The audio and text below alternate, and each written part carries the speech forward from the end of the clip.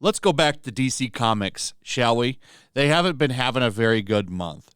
Recently, they were thrown out of their prime real estate offices, moved down the road to some hot desk office where they have to share desks.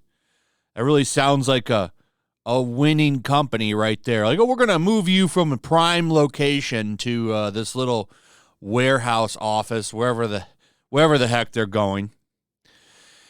Now, there's a lot of signs that point to DC Comics being in a lot of trouble. Notably, the fact that in the top 50 ICV2 charts, everything that sells, except for maybe like one book, is all Batman related, which is not healthy. Marvel doesn't have that problem. A diverse amount of characters and titles are in the top 50 for Marvel. Whether you like them or not, it would seem that a lot of people care about those characters, care about them enough to buy the books. So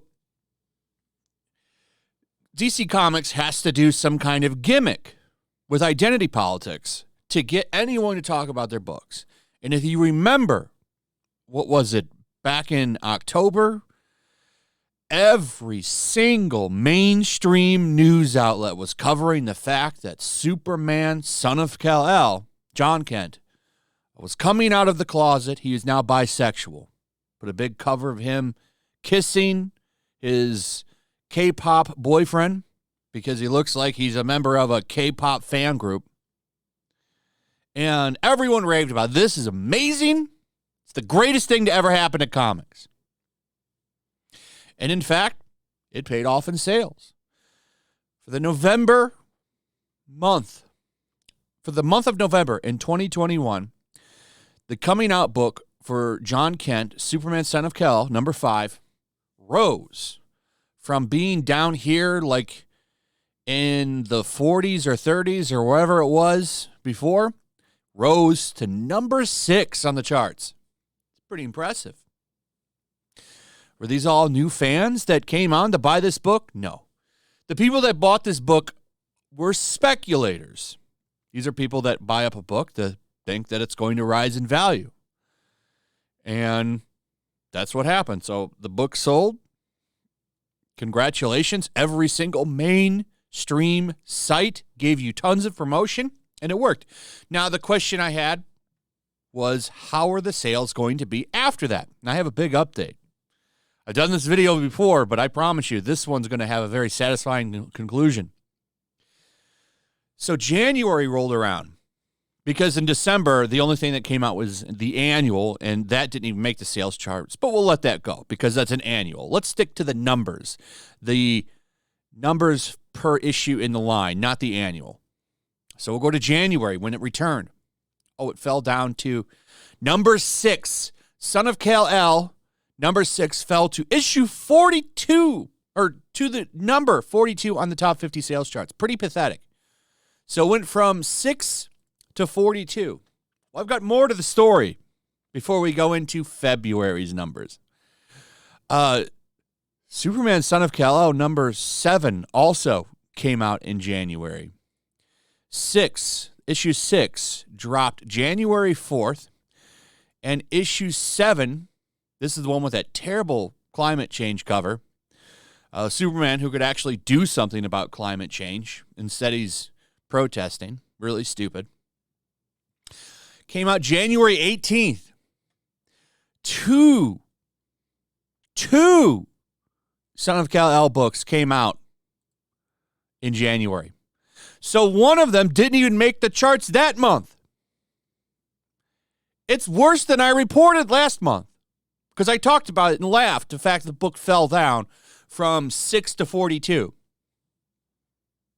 But it gets even worse, ladies and gentlemen, because for February 2022, it finally came out. I've been waiting for them to release this chart, and I wonder if it's the fact that this book didn't even make the top 50, and they were trying to figure out a way to get it on there, but I can't prove that.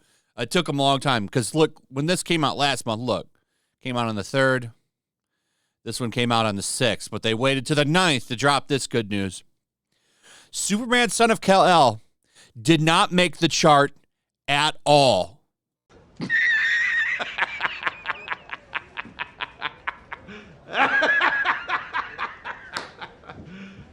You serious? Very serious. And this time I checked the date as well. I wanted to make sure. Well, did a Superman book not come out for February? It did. February 8th, 2022. And as far as I know, this is the only book that came out for Superman Son of Kal-El. Did not make the chart at all. So February 8th, nothing. So that's 2 issues that failed to make the top 50. 7 and 8 fell off the sales charts. Oh, Tom Taylor, who was so proud of this. He was boasting about the sales. The sales were so amazing for this book, yet no one's buying it. And then he came out and tried to say, oh, the sales don't matter because they only use a certain amount of stores for their sample size. It's funny how he loves the sales when it makes him look great, but then when his book falls off the sales charts, it's no longer something to celebrate. So this is what using identity politics as a gimmick to sell your book gets you. 1 month on the sales charts, and then everyone abandons the book. So, this actually says a lot for the comic book industry, because the comic book industry for the past couple of years has really been trying to push for this phantom audience, this massive Twitter audience that they think is just going to come in and read their shit. You get 1 month of just nonstop coverage. And where is that audience? Where is that audience, I ask you? Where are they? Because they're not buying this book. They're not buying this book. This is pathetic. The fact that it's off that sales chart means that it went from number 6 selling 100,000 issues or wherever it was. Now it's probably under 30,000. It's probably somewhere, to be honest, shipping somewhere between 30 to 15,000 units shipped. And that's shipped, not sold. That's pretty pathetic. What are you doing, comic book industry? I know you want to run yourself into the ground, but it's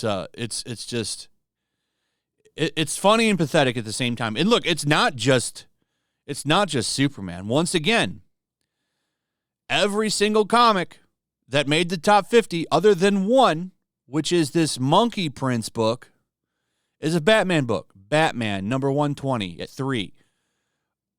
At number 16, The Dark Knights of Steel, which isn't really a Batman book, but it has Dark Knights of Steel in it. Batman versus Catwoman at 21, Monkey Prince at 24, 27, Detective Comics 1051, 28, Joker number 12, 36, Detective Comics 1052, Nightwing at 37, issue 89, Detective Comics 1053 at number 38. Marvel doesn't have this problem.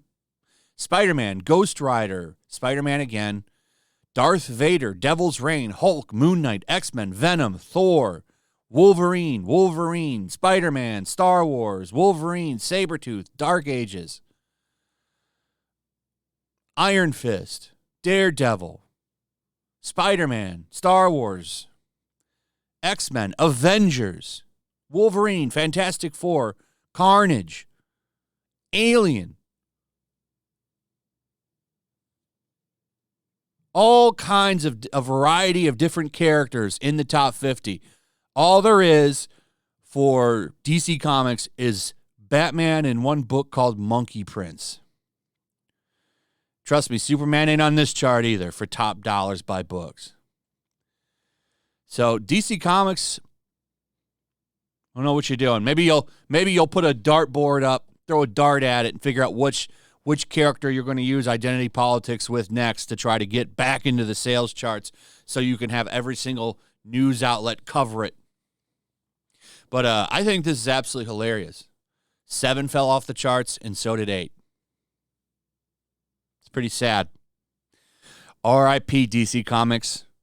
R.I.P.